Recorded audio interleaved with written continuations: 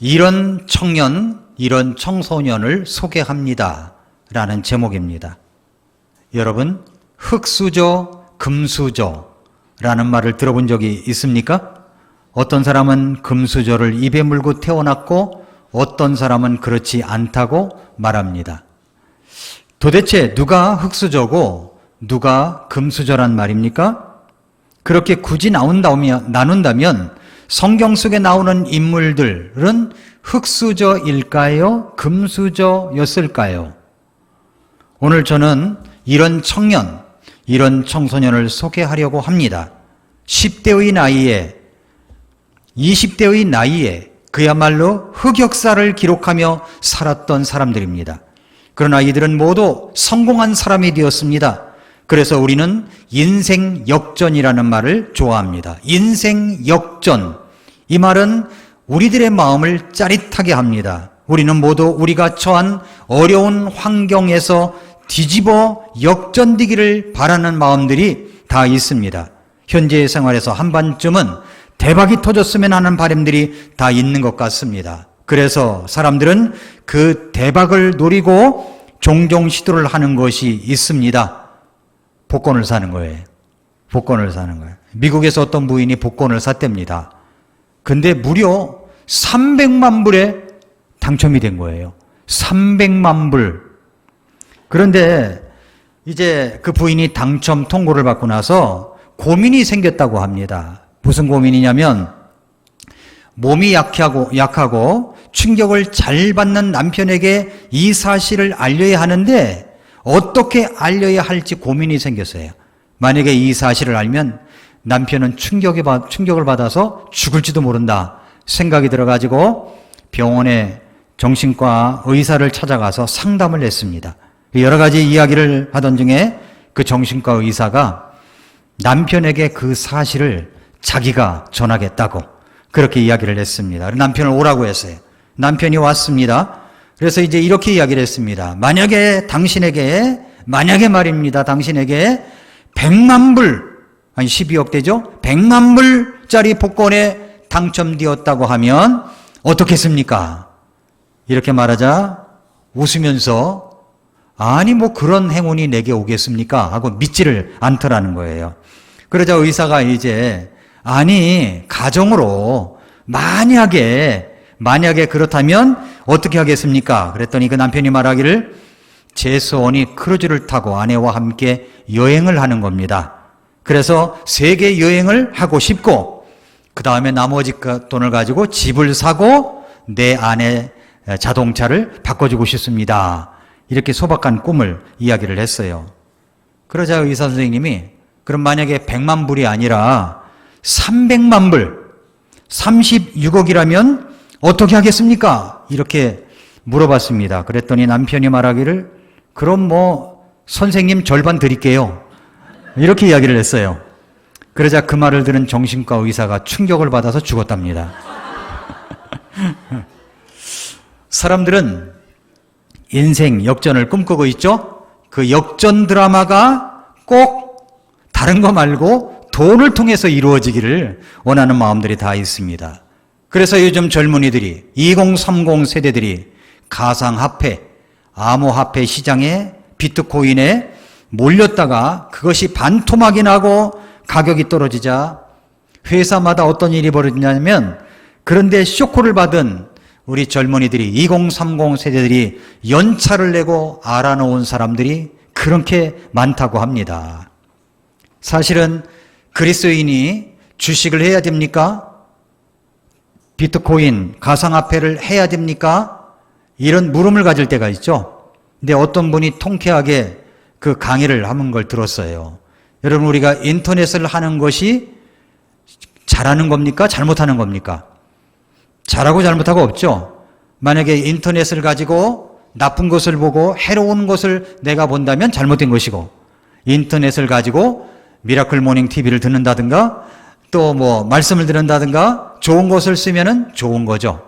그러니까 그것들은 다 중립이라는 거예요. 사람이 어떻게 하느냐에 따라서.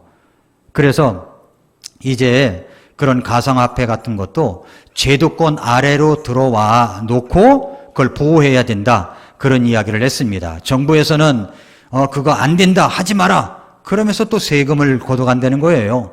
알고 봤더니 또 정부에서도 그걸 하고 있었다는 거예요. 이런 모순이 또 어디 있습니까? 그러니까 전부 다도 그야말로 헷갈리제이션이 일어나고 있는 겁니다. 아무튼 왜 그런 일을 하냐면 뭔가 좀 대박이 터졌으면 좋겠다, 성공하고 싶다, 이런 마음이 있기 때문에 그렇습니다. 자, 그렇다면은 여러분, 사람들이 흙수저로 태어났지만 금수저가 되고 싶은 마음은 이 젊은이들을 미혹하는 단어이다고 생각합니다. 우리는 어떻게 해야 성공한 인생을 살 수 있을까요? 어떻게 해야 우리 하나님께서 인정하시는 성공한 인생을 살 수가 있을까요? 오늘 본문은 요셉의 스토리가 창세기 37장에 이어서 기록되고 있는 장입니다. 본문의 창세기 39장은 요셉의 인생에서 여전히 아직도 노예의 위치, 종의 위치에 있지만 그 가운데 있으면서도 성공했다는 사실을 입증하는 장이기도 합니다. 그는 역전 드라마의 주인공이 되었습니다. 우리는 총리가 되었어야 그가 성공했다고 말할지 모르지만 하나님께서는 그의 성공적인 인생을 미리 관심을 가지고 눈여겨보았던 것입니다. 요셉은 비록 젊은 나이에 성공을 했지만 그 스토리가 정말로 파란만장합니다. 성공이란 단어보다도 우리들의 마음을 설레게 하는 단어도 없을 것이라고 생각합니다. 성경엔 그런 성공 스토리를 갖고 있는 젊은 청년, 청소년들이 여럿 있습니다. 그 중에 한 명이 바로 오늘 본문의 요셉입니다. 다니엘도 그랬습니다. 다윗도 청소년 시절부터 이야기가 기록되어 있고요. 에스더 왕비도 청년으로서의 인생의 모습이 나옵니다. 이렇게 성경은 다양한 모습으로 청년, 청소년들의 인생 스토리를 비춰주고 있습니다. 어떻게 형통, 성공한 인생을 살아갈 수가 있을까요? 우리 20대, 30대 청소년, 청년 여러분 잘 들어보시기 바랍니다. 예, 제가 여기서 잘 보고 있습니다. 우리 여러분들에게 지금 드리는 말씀이에요. 그리고 우리 성도들에게도 똑같이 드리고 있는 말씀입니다. 어떻게 해야 우리가 성공한 인생 스토리를 엮어갈 수가 있을까요? 예, 그 세 가지 인생 스토리를 걷기 위해서는 세 가지 장애물이 있습니다. 세 가지 장애물. 첫째로 인생길에는 시련이 있다는 겁니다. 시련. 39장 1절을 보니까 요셉이 이집트로 끌려 내려가매 파라오의 직무 수행자로 호위대장인 이집트 사람 보디발이 그를 거기로 끌고 내려간 이스마엘 족속의 손에서 그를 샀다라고 얘기를 합니다. 요셉은 가나안에서 이집트로 갔습니다. 어떻게 갔습니까? 성경은 뭐라고 얘기해요? 끌려 내려갔다고 얘기를 합니다. 끌려 내려갔어요. 이 단어에 우리가 주목을 해야 됩니다. 끌려 내려간 인생의 모습.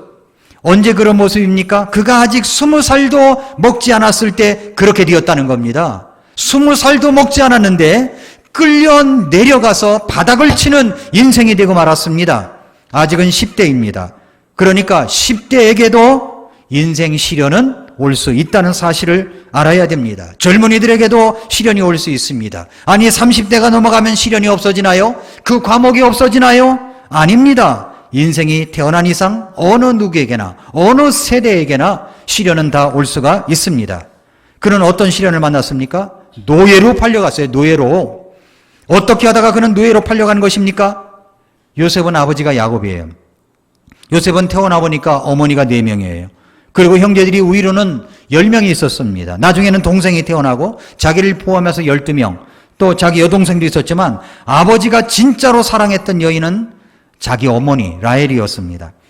아버지는 라헬이 낳은 아들 요셉을 특별히 사랑했어요. 편애를 한 거죠. 어린 시절부터 특별한 옷을 입고 자랐습니다. 형제들이 그를 미워했습니다. 어떤 정도로 미워했냐면 편애의 결과는 형제들의 미움을 사는데 어떤 정도로 미워했느냐면은 죽어버렸으면 좋겠다. 이런 마음이 있었다는 거죠. 그러니까 어느 날 요셉이 이제 아버지의 심부름으로 멀리 나가 있는 형제들에게 왔을 때 그를 구덩이에 집어 던진 겁니다. 구덩이에 집어 던졌어요. 그냥 던진 게 아니에요. 죽으라고 던진 거예요. 그리고 나중에는 울고불고 야단하는 이 요셉을 건져 올리는가 싶더니 종으로 팔아버렸어요. 상인들에게 종으로 팔려갔습니다. 이런 인생이 다 있습니까? 끌려 내려간 인생이 이런 인생입니다. 여러분의 인생은 어떻습니까? 어느 날 내 인생은 내가 원치 않는 모습으로 끌려 내려가 있다는 생각을 해본 적이 있습니까? 네, 요셉도 그랬습니다. 성경에 보면 그렇게 끌려간 청년이 또 하나 있었습니다. 바로 다니엘이에요. 다니엘이 잘못해서 바벨론으로 끌려간 것이 아닙니다. 나라가 잘못해서 끌려갔습니다. 나라님들이 잘못해서 끌려갔습니다. 정부가 잘못해서 끌려간 거죠. 그때 당시는 왕이 하나님께서 역사하셔서 이어지는 왕들이기 때문에 국민들이 선출하는 왕이 아니었어요. 국민들이 선출하는 대통령이 아니었습니다. 왕정 정치였었죠. 하나님 앞에서 똑바로 살지 못한 대통령과 그 무리들 때문에 끌려간 거예요. 다니엘이. 당시 북왕국과 남왕국은 그렇게 해서 멸망했습니다. 그래서 끌려갔습니다. 시련이 옵니다. 왜 옵니까? 내가 잘못해서 오는 경우도 많지만 때때로 주변 사람들로 인해서 끌려 내려가는 인생을 살 때가 있습니다. 나라가 정책을 잘못 펴서 청년들의 인생이 끌려 내려간 인생을 살아갑니다. 청년들이 잘못한 게 아니에요. 나라가 잘못해서, 나라가 이상한 정책을 너무 펴서 젊은이들이 길을 못 펴고 살아갑니다. 알바 전전 인생을 사다가 젊은 시절 다 끝낼 것 같습니다. 일자리가 창출되지 않아요. 그런 모습이, 내가 원치 않는 그런 시련이 내게도 올 수 있다는 겁니다. 부모의 잘못으로 내 인생이 끌려 내려간 인생을 살아가기도 합니다. 부모님이 그렇게 하지 않으셨더라면 내가 이렇게 살지는 않았을 것입니다. 그렇게 끌려 내려간 인생을 삽니다. 억울하기 짝이 없어요. 원망도 있습니다. 불평도 합니다. 그러나 끌려 내려간 인생이 회복될 기미가 보이지 않습니다. 그뿐만이 아닙니다. 시련은 내가 나의 육체의 질병으로도 찾아옵니다. 갑자기 내 육체의 질병으로 찾아와요. 떠나가지 않은 질병. 그렇게 내 육체도 끌려 내려간 모습으로 충격을 받을 때가 있다는 겁니다. 그런 모습으로 하루하루를 살아갈 때가 있습니다. 요셉은 그렇게 이집트로 끌려 내려갔어요. 시련이죠? 우리들에게도 그런 시련이 찾아올 때가 있습니다. 여러분 어떻습니까? 그러니까 우리는 이것을 알아야 돼요. 우리 인생길에는 시련이 온다. 우리 청년 여러분, 청소년 여러분, 여러분의 인생길에도 시련이 온다라는 사실을 기억하시기 바랍니다. 우리 청년, 청소년들 가운데 신앙을 갖게 됐는데 부모님에 의해서 핍박을 받고 교회 나간다고 작대기를 가지고서 후들겨 패려고 쫓아왔던 부모님이 계십니까? 제가 볼 때는 없는 것 같아요. 저는 저희 아버지가 그랬어요. 제가 예수님 믿는다고 빨랫줄이 늘어지지 말라고 받쳐놓은 그 작대기를 빼가지고 저를 때린다고 그냥 쫓아다니는 거예요. 우리 아버지 천국에서 귀가 가려워서 한참 그러실 것 같은데, 설교할 때마다 그 얘기가 나오는가 몰라. 어쨌든 그렇게 핍박하셨으니까, 그런 인생 사는 사람이 있습니까? 그렇게 해서 예수님 믿은 사람이 있어요? 편안하게, 부모님이 예수님 믿으니까, 편안하게 예수님을 믿었다면 얼마나 감사해야 됩니까? 여러분, 10대 해도 인생이 어려울 수가 있는 거예요. 인생이 어려울 때가 있어요. 목사님들 자녀들 있고 선교사님들 자녀들도 있습니다. 목사의 자녀들로 태어났기 때문에, 선교사님의 자녀들로 태어났기 때문에 남다른 모습이 있을 수 있어요. 그러나 혜택도 있는 겁니다. 감사할 것도 있는 거죠.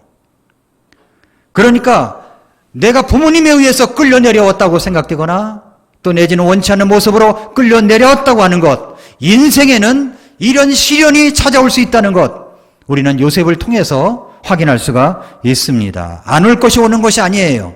올 것이 오는 것입니다. 이것을 알아야 돼요. 내 인생에는 시련이 온다는 것입니다. 두 번째로 인생길에는 유혹이 찾아옵니다. 유혹이 찾아와요. 오늘 본문 창세기 39장 7절부터 20절에는 요셉이 유혹을 받는 장면이 나와요. 요셉은 종으로 팔려간 이집트 파라오의 호위대장, 막강한 권력을 갖고 있는 보디발의 집으로 종으로 팔려갔습니다. 끌려 내려간 거죠. 그렇지만 그곳에서 그는 성실하게 일을 했어요. 그렇게 성실하게 일을 하니까 보디발이 그래 가정 재반사를 다 챙기고 결정하고 추진하는 가정 총무로 삼았습니다. 그랬더니 모든 것이 더 잘 되는 거예요. 손대는 것마다 잘 되는 것이었습니다. 거기다가 요셉은 잘생겼다고 그랬어요. 잘생겼다. 성경은 마지막 절에 아주 의미심장한 말이 있죠. 요셉은 용모가 준수하며 잘생겼더라. 요셉은 용모가 준수하며 잘생겼더라. 저도 이제 학창시절이 있었는데 중학교 다닐 때 저희 위에 학교가 이제 저희 학교고 밑에 학교가 여학교였어요. 여중이 있었어요. 평택 여중이 있었어요. 그러면 교실에서 뭘 했냐면은 거울을 떼가지고 햇볕이 이렇게 반사하면 거울을 중학교 쪽으로 돌리는 거예요. 그 여자 중학교 쪽으로 돌리는 거예요. 그럼 애들이 그걸 보고 막 손을 흔들고 막 그게 또 재밌어가지고 제가 했겠습니까? 안 했겠습니까? 했었습니다. 했었어요. 그런데 어느 날 선생님이 평택 여중고에 심부름을 시키는 거예요. 얼마나 정말 설레는 마음으로 갔었는지 지금도 아주 기억이 생생합니다. 어떤 반응이었을까요? 누가 나를 부르지는 않나? 아는 사람은 만나지 않나? 이런 생각들. 근데 보세요. 잘생긴 사람이 오면 여학생들이 난리가 나더라고. 난리가 나. 요셉 같은 청년이 온다고 생각해 보세요. 얼마나 아주 정말 소리치며 난리였겠습니까? 요셉이 어떻다고요? 용모가 준수하며 잘생겼더라. 이건 성경이 인정한 준수함이에요. 아들 나면 준수로 이름 지으시기 바랍니다. 가까이 하고 싶은 남자죠? 일 잘하지, 잘생겼지, 인정받지, 이런 배우자감이 있었으면 좋겠다 싶을 정도였을 것입니다. 이런 생각은 아직 결혼하지 않은 자매들이 생각해 볼 수 있는 거죠.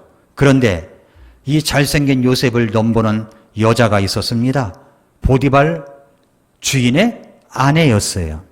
이 아줌마가 젊은 요셉을 유혹하는 겁니다. 창세기 39장 7절에 보면은 이 일들 뒤에 그의 주인의 아내가 요셉에게 눈길을 보내다가, 유혹하는 눈길, 어떤 눈길입니까? 유혹하는 눈길이 있나 봐요. 유혹하는 눈길을 보내다가 말하기를 나와 함께 눕자라고 한 겁니다. 나와 함께 자자라고 하는 거예요. 눈길을 보내다가 이런 일이 계속 일어났다는 말이죠. 나와 함께 눕자. 성적인 유혹입니다. 이게 바로 성적인 유혹이에요. 이런 성적인 유혹이 젊은이들에게는 어쩌면 가장 큰 유혹일 수 있어요. 정력이 왕성하다 보니까. 여러분, 결혼 전에 잠자리를 하고 싶은 마음, 아무 여자나 사귀고 헤어지는데 그 과정에서 잠자리를 같이 하고 싶은 유혹들, 성적인 유혹들입니다. 성경은 직접적이고 노골적인 단어를 쓰지 않아요. 그러나 그 우회적 단어 속에는 엄청난 것들이 들어있는 겁니다.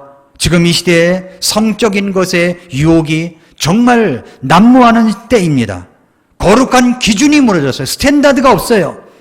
혼전 순결을 이야기하면 꼰대짓 하는 것처럼 취급합니다. 살아보고 결혼을 결정하는 드라마나 영화가 난무하고 동성애적인 영화나 드라마도 있습니다. 이러한 것들을 보고 자라는 이 세대는 이 성적인 기준을 무너뜨리고 있는 거죠. 무너지고 있는 겁니다. 교회의 청년들을 무너지게 하는 방법이 뭔지 아세요? 그 성적인 기준을 무너지게 하면은 교회도 무너지게 되어 있는 거예요. 그런 것들이 얼마나 많습니까? 동성애법을 통과시키려고 노력하는 의원들, 국회의원들이 있습니다. 이런 분들 속에 그 뒤에는 교회를 파괴시키려는 음모가 숨어 있는 것입니다. 이런 사람들은요, 절대 정치에 입문하지 못하도록 우리 국민들이 막아야 되는 거예요. 그리스도인들이 막아야 되는데, 여러분의 정치 성향이 어떻든지 간에 서울시청 앞에서 퀴어 축제를 허락하는 이런 사람들을 뽑아서는 안 된다는 겁니다. 왠지 아십니까? 그런 장면을 누가 봐요? 우리 청소년들이 보고, 우리 아이들이 보고, 우리 청년들이 그냥 받아들이는 거예요. 자주 보면은 어색하지 않게 받아들이는 겁니다. 뭐 그럴 수도 있지 뭐. 남자, 여자로 태어나는 게 아니라 태어나서 보니까 내가 남자 성향이 있어 그럼 남자가 되고 여자 성향이 있어 그럼 여자가 되는 겁니까? 아니잖아요. 성경은 남자로, 여자로 태어났다고 말씀하고 있는 것입니다. 이 시대에는요, 정말로 이런 유혹들이 너무 많아요. 제가 신방을 갔다 오다가 양수리 카페에 하나 갔어요. 카페. 근데 양수리가 남한강, 북한강이 이렇게 있잖아요. 근데 북한강을 보는 카페인데 그 카페 이름이 강이다예요. 강이다. 강이다. 근데 정말 전경이 좋더라고요. 그래서 동영상을 찍어와서 내일 미라클 모닝 엔딩 부분에 넣습니다. 여자 화장실을 이제 화장실을 가려고 하니까 남자 화장실, 여자 화장실이 있어요. 남자 화장실에 뭐라고 써 있는지 아세요? 남자다. 여자 화장실은 뭐라고 썼을까요? 여자다. 이렇게 쓴 거예요. 저는 거기에 야, 정말 이 카페는 주인이 성 정체성이 분명하구나 라고 생각이 들었어요. 여러분, 성 정체성이 분명하지 않으면 그냥 남자 화장실이든 여자 화장실이든 그냥 짬뽕에 놓는 겁니다. 유럽엔 그런 화장실이 있다고 그러잖아요. 정체성이 사라진 거예요. 그러니까 기준이 사라진 거예요. 스탠다드가 사라졌습니다. 이걸 무너뜨리려고 하는 무리들이 있습니다. 잘못된 거죠? 이런 성적인 유혹들, 성 정체성의 기준을 무너뜨리는 무리들이 분명히 있습니다. 이런 시대에 우리가 살고 있는 거예요. 성경은 분명히 남자, 여자, 혼전, 순결 이걸 강조하고 있는데 살아보고 결혼하자는 거예요. 살아보고. 이게 성경이 가르치는 겁니까? 아닙니다. 그건 마귀 사탄이 우리의 스탠다드를 무너뜨리게 해서 우리가 하나님 앞에 똑바른 삶을 살지 못하게 하는 그런 무너뜨림의 유혹이 있는 것입니다. 성경은 내가 거룩하니 너희도 거룩할지어다 말씀하십니다. 윤리적으로 우리는 기준이 있습니다. 거룩함의 기준이 있습니다. 그러면도 우리도 거룩해야 되고 윤리적, 도덕적 기준을 정해야 되고 그 성경적인 정체성을 가지고 살아가야 되는 것을 말씀하고 있습니다. 요셉도 젊은 나이였어요. 아마도 10대 말쯤이나 20대 초반이 아니었을까 생각이 됩니다. 얼마나 성적인 호기심이 많았을까요? 그런데도 이 주인 사모님의 그 가운데서 주인 사모님의 유혹이 찾아왔어요. 요셉에게는 성적인 유혹이 찾아온 거예요.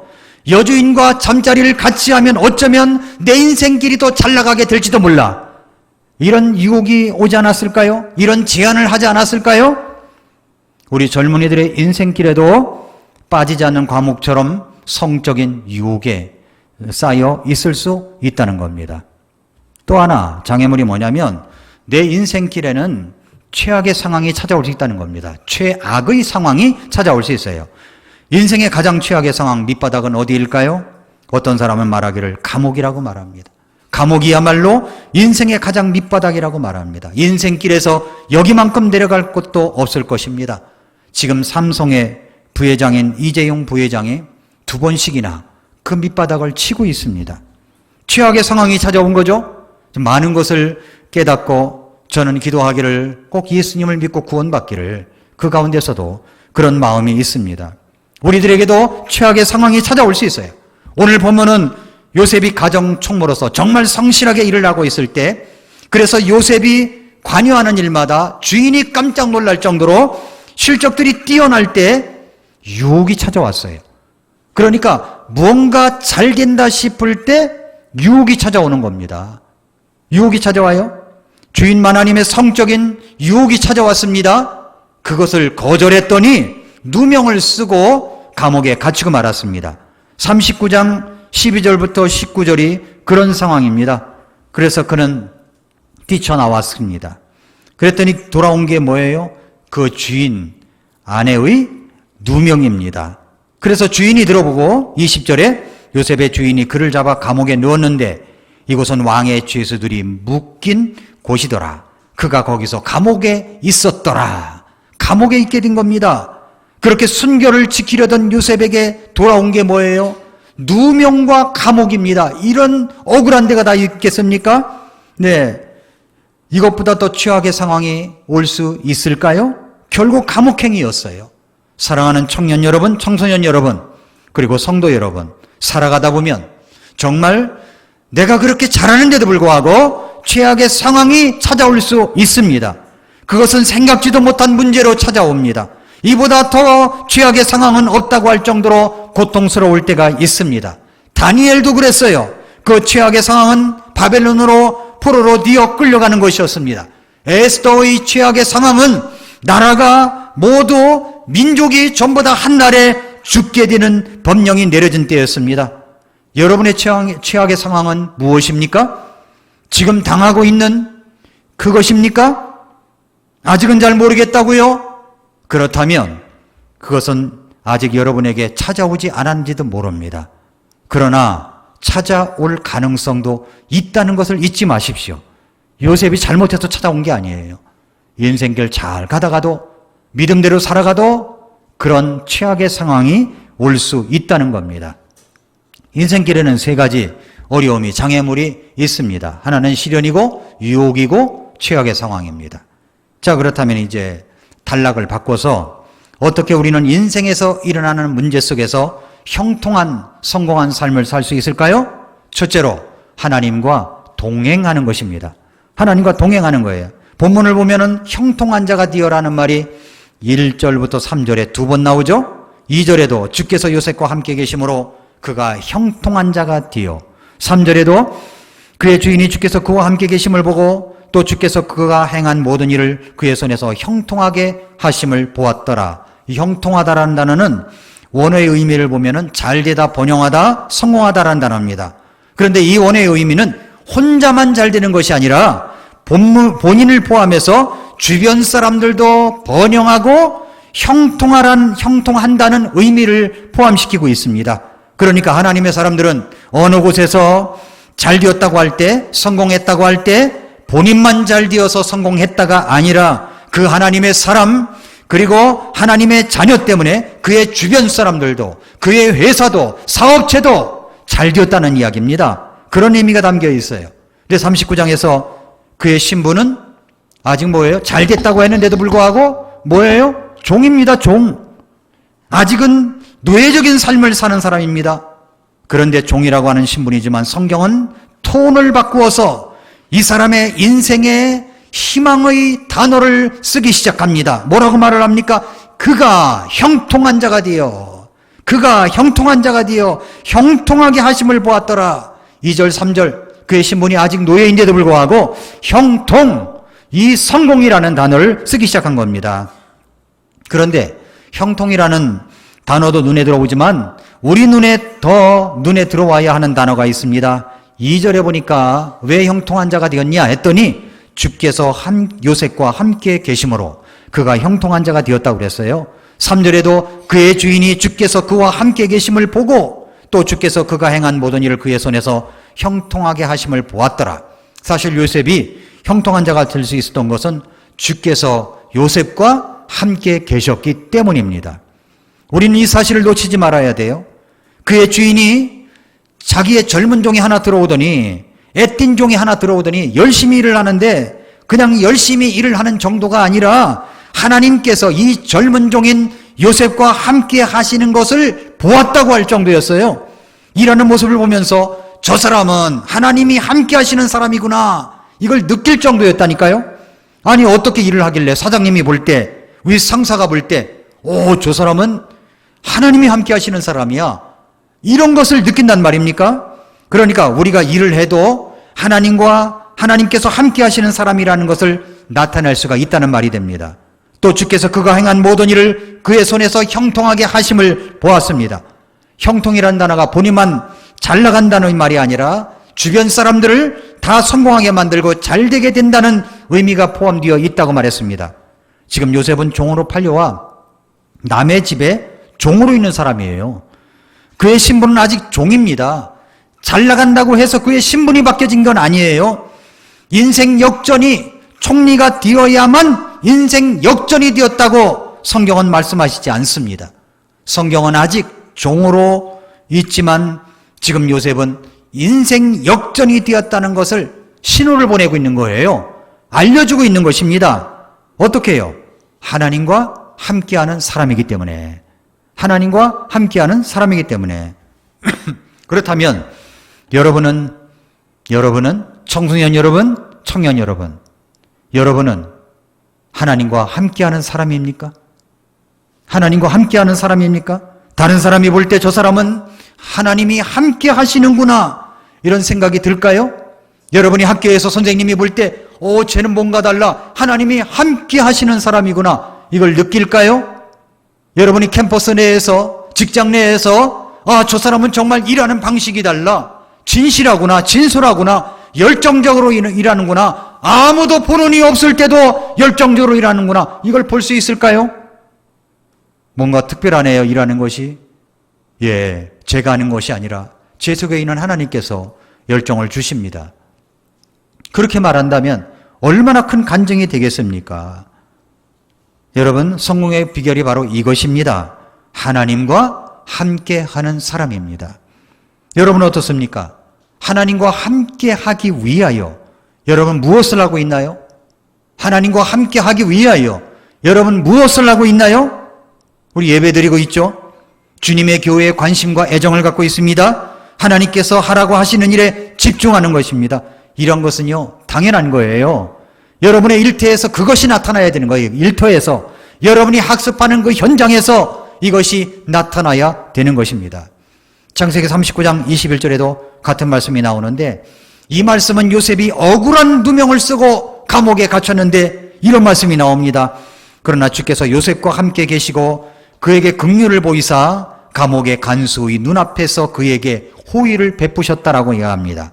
감옥 안에서도 하나님께서 함께 하셨다는 것, 이것이 바로 키워드입니다. 주께서 함께 하셨습니다. 여러분은 누구랑 함께하는 사람입니까? 누구랑 함께해요? 그 함께하는 사람 때문에 여러분의 인생이 좌우로 달라질 수가 있는 거예요. 어떤 사람입니까? 여러분이 잘 나가든 최악의 상황이든 하나님과 함께하는 사람. 요셉이 그랬습니다. 어디서든 하나님과 함께하는 사람으로 살아갈 때 이미 성공한 거죠. 이미 성공한 거예요. 여러분이 10대라고 할지라도, 여러분이 20대라고 할지라도, 여러분이 청년이라고 할지라도, 여러분이 하나님과 함께한다면 여러분의 인생 스토리는 이미 성공이 시작된 것입니다. 요셉을 볼 때 그걸 볼 수가 있잖아요. 그의 주인이 주께서 그와 함께 하심을 보고 또 주께서 그가 행한 모든 일을 그의 손에서 형통하게 하심을 보았더라. 그가 행한 모든 일에 하나님이 함께 하심을 보았다고 그랬습니다. 여러분, 정말 모든 일 가운데서 하나님이 함께 하시기를 추구하는 요셉의 모습을 생각해 볼 수가 있습니다. 요셉이 하나님이 함께 하심을 말할 수 있겠지만 더 중요한 것은 주변의 사람들이 하나님께서 요셉과 함께 계시는 것을 느낄 수 있어야 된다는 겁니다. 느낄 수 있어야 돼요. 그래서 성공하려면 하나님이 함께 하셔야 합니다. 함께 하셔야 돼요. 예. 옛날에 스펄전 목사님이 그 신학생들이 있었는데, 신학생들이 산에서 기도하고 내려오면서 목사님한테 이렇게 이야기를 했대요. 목사님, 우리들이 얼굴이 빛나는 것 같지 않았습니까? 우리 얼굴이 빛나는 것 같지 않나요? 그러니까 모세가 산에서 내려갈 때 얼굴이 빛났다고 그랬잖아요. 우리 얼굴이 빛나는 것 같지 않았습니까? 그랬더니 스펄전 목사님이 하는 말이, 야, 모세는 내려올 때 자기 얼굴이 빛나는지도 몰랐어. 우리 스스로 내 얼굴이 빛나고 있어 말하는 게 아니라 다른 사람이 볼 때 빛나고 있구나. 어떻게? 하나님이 함께 하시는가를 볼 때. 여러분이 10대라고 어린 게 아니에요. 어린 게 아닙니다. 하나님이 함께 하시는 사람으로 여러분이 나타날 수가 있습니다. 요셉은요, 10대 때 종으로 팔려갔다니까요. 여러분이 부모님 잘 만나서 따뜻하게 보호를 받고 여러분이 뒷바라지를 받으면서 공부했던 흔적이 없어요. 그는 종으로 팔려간 인생이었습니다. 그럼에도 불구하고 그는 거기에서 하나님이 함께 하시는 사람이었습니다. 삶의 구체적인 사모함과 노력도 있어야 됩니다. 함께 하심을 여러분 얼마나 사모하십니까? 시편 42편 1절 이하에 보니까, 오 하나님이여, 사슴이 시냇물을 찾기에 갈급함같이 내 혼이 주를 찾기에 갈급하나이다. 내 혼이 하나님 곧 살아계신 하나님을 찾기에 목이 타니 내가 어느 때에 가서 하나님 앞에 보이리요. 갈급함, 하나님이 함께 하심을 사모하는 이 갈급함이 우리에게 있어야 됩니다. 시편 23편에 주는 나의 목자시니 내가 부족함이 없다고 했습니다. 그랬더니 참으로 내가 사망의 그늘진 골짜기를 다닐지라도 해악을 두려워하지 아니하리니 주께서 나와 함께 계시며 주께서 나와 함께 계시며 내가 사망의 골짜기를 다닐지라도 요셉이 지금 그 상황 아닙니까? 사망의 골짜기를 다닐지라도 해악을 두려워하지 않는데 그 이유가 뭐예요? 주께서 나와 함께 계시기 때문에. 그렇습니다. 하나님이 함께하는 삶을 사모하십시오. 그렇다면 여러분은 이미 성공자입니다. 두 번째로 하나님 앞에서의 삶을 살아가는 거예요. 하나님 앞에서의 삶. 요셉이 왜 성적인 범죄를 저지르지 아니했을까요?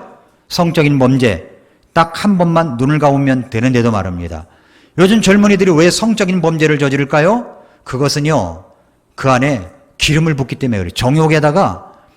정욕이라는 기름을 부은 거예요. 부은 거예요. 늘 인터넷이나 다른 것을 찾아가지고 보는 것이 다 그렇고 그런 거야. 성적인 것들이야.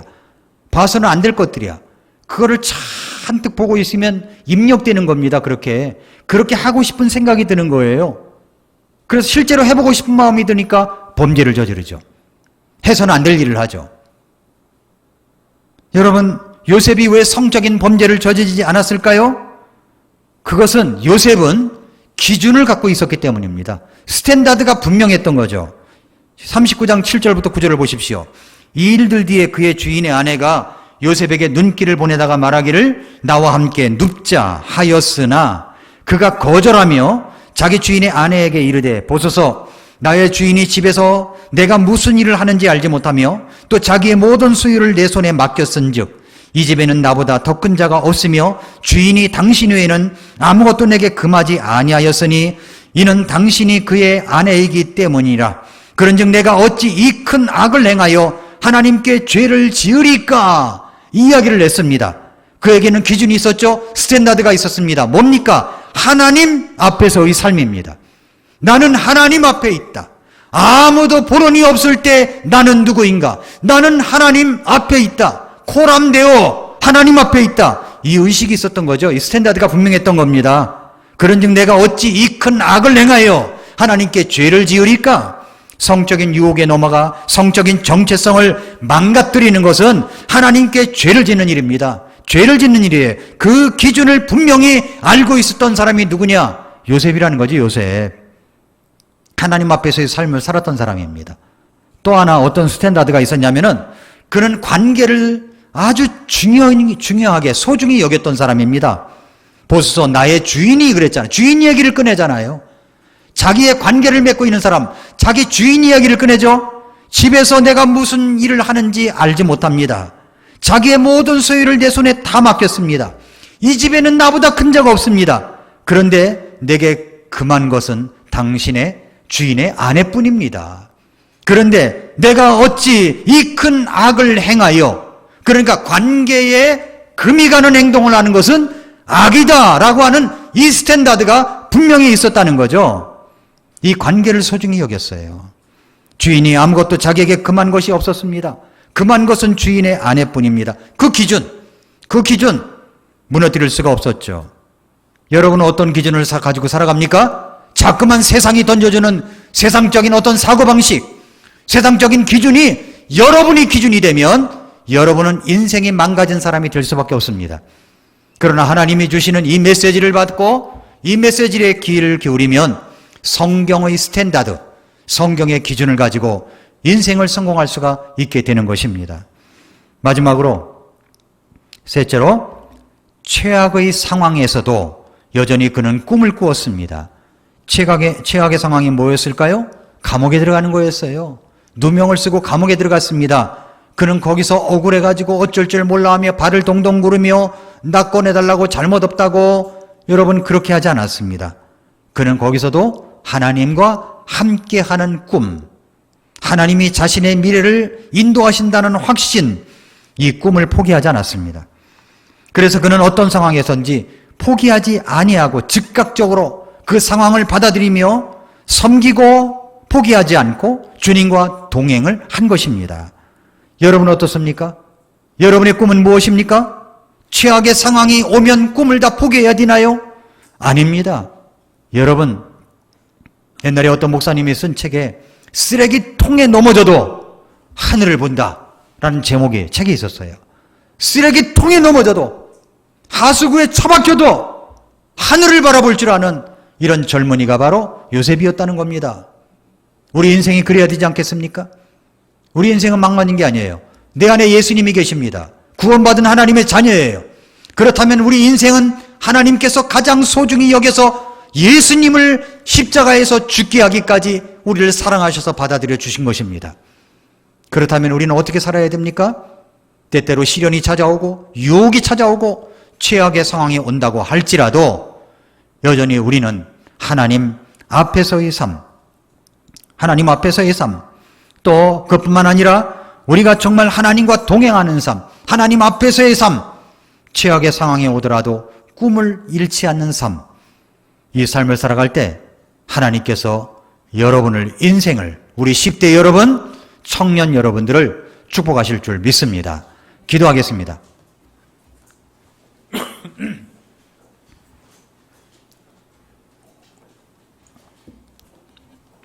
조용히 머릿속에서 기도하겠습니다. 10대 여러분, 청년 여러분, 여러분의 인생길에 장애물이 3가지가 찾아오게 될 것입니다. 여러분의 인생길에 시련이 올 수 있습니다. 여러분의 인생길에 유혹이 찾아올 수 있습니다. 최악의 상황도 올 수가 있습니다. 요셉도 그랬습니다. 그런 인생 속에서 어떻게 성공할 수가 있을까요? 하나님과 동행하는 것입니다. 교회 중심적인 사람이 되어가는 거예요. 교회에서 함께하는 프로그램에 참여를 하고 함께 예배를 드리고 함께하는 사람이 되는 겁니다. 그뿐만 아니라 하나님 앞에서의 삶을 살아가는 것입니다. 분명한 스탠다드를 가지고 말입니다.